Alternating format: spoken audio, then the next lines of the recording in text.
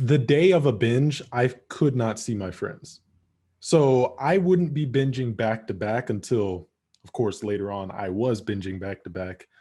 But when I would do a binge, seeing my friends, like if I got that text an hour after a binge, like, hey bro, you want to go out? I'm like, bro, I can't even look at myself in the mirror. You want me to look at you? I can't do that.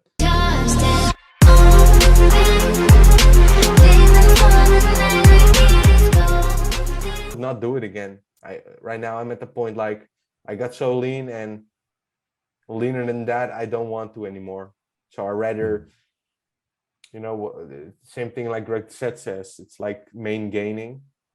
Not that I think it's the best way to really gain a lot of muscle if you really want to gain a lot, but it's better to think long term and just love your body for as long as possible instead of swing from cut it to bulk. You can't adjust to your body. I think that's a big problem as well. Yeah. Yeah, I agree. That was the worst part was the yo-yos. It's just like one day could ruin 7 days of progress. That was the biggest hit. And the worst part was that you would do it again.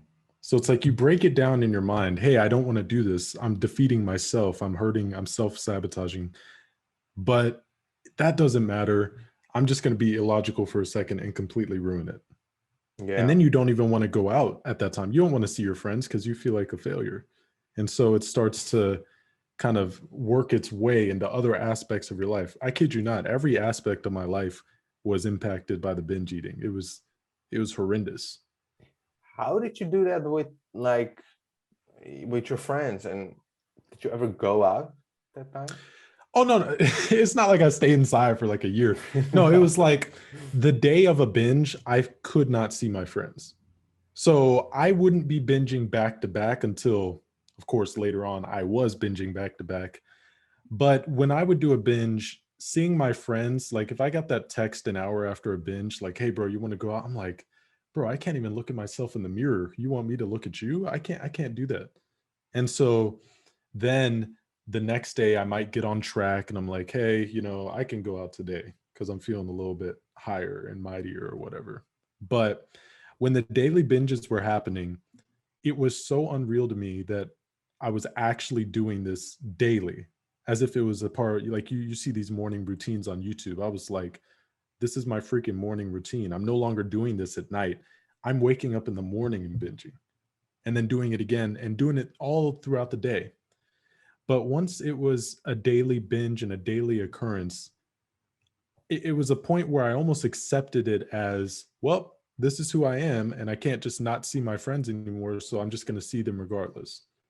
And what I noticed was when I went out to see my friends, it would kind of it would be like putting a silencer on a rifle. It kind of stifled my binging tendencies to be around them. I wouldn't go and get the biggest pizza ever. I would actually be more modest than them.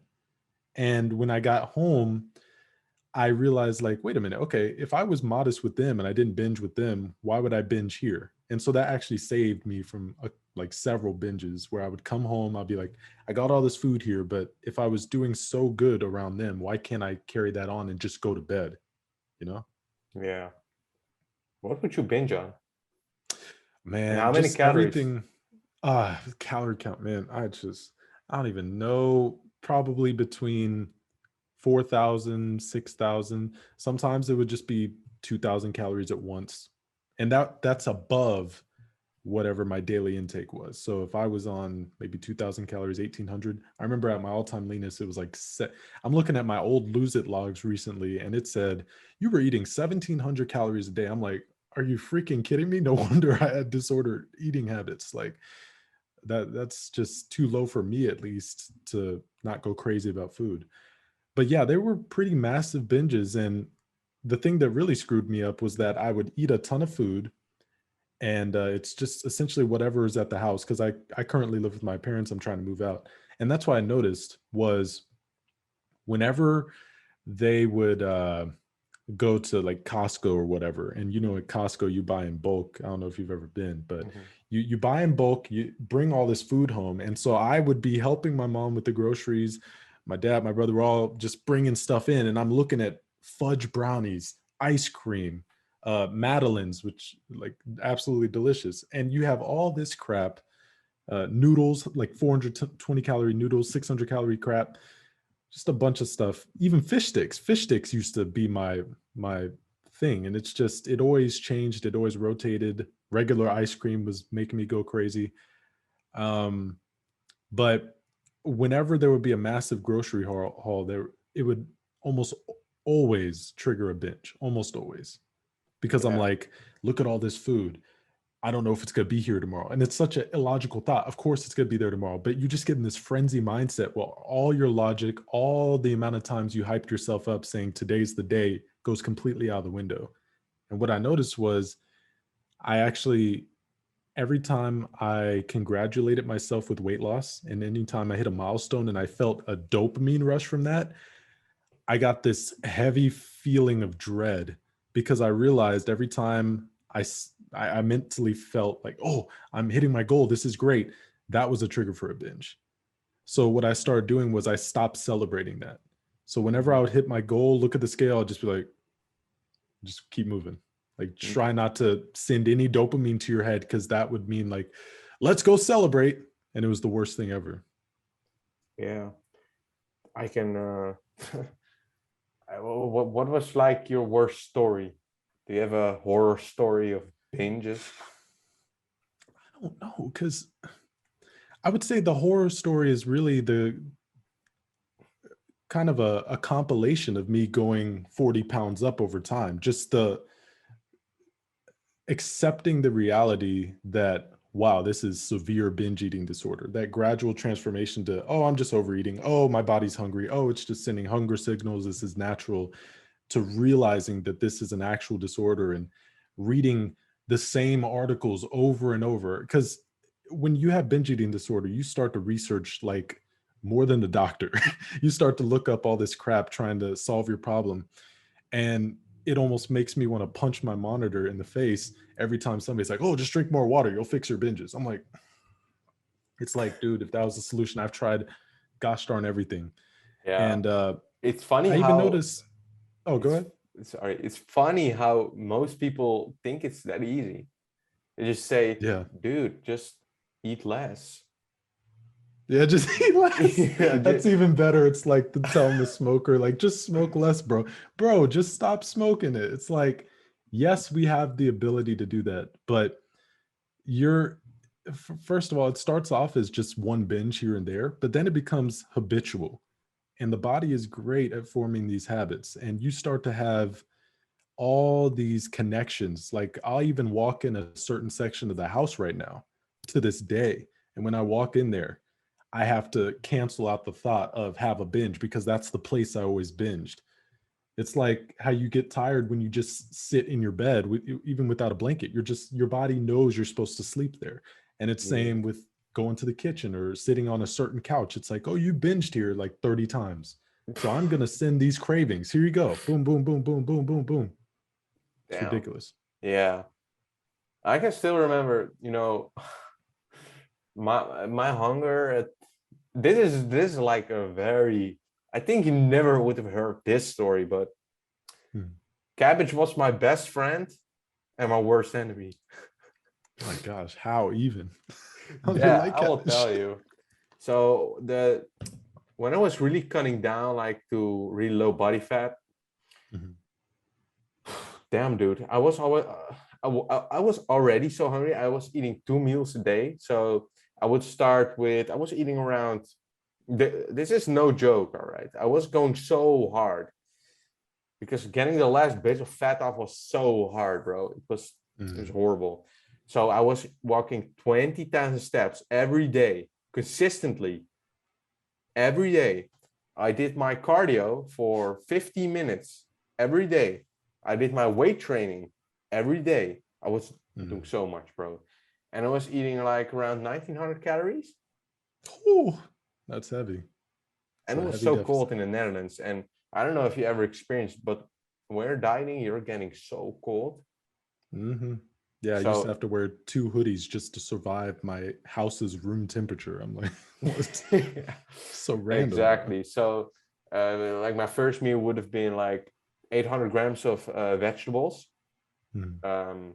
250 grams of beef, and some ketchup. All right, so no carbs. And I was fasting for like the whole day. I was hitting these monsters for 3 cans a day and shit.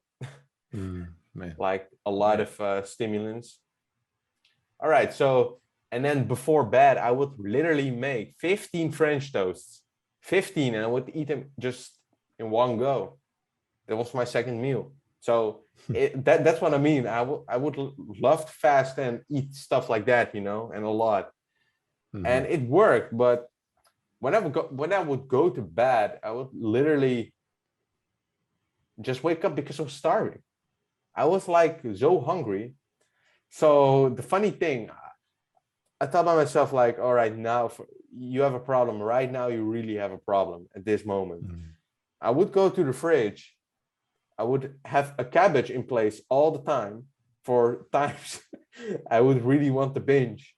I just have it there. So I would just eat 2 cabbages of cabbage with sweetener on it. Man. My gosh. Literally that. And I would eat cabbage to the point I was so full that my sleep was fucked.